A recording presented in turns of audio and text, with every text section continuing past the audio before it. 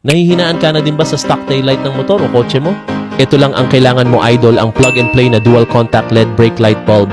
Naka 12 LED chips na pala to at may HD condenser lens kaya makakasigurado ka na mas maliwanag at mas visible ka sa gabi. Pag bumukas nga yung park light ng motor o kotse mo ay sasabay na tong iilaw ng steady.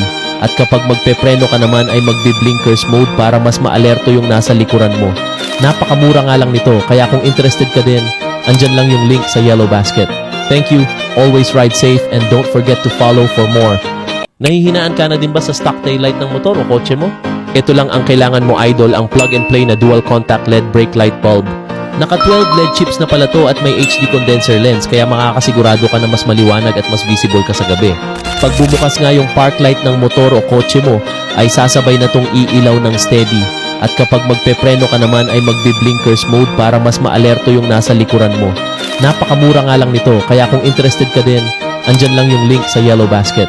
Thank you, always ride safe and don't forget to follow for more.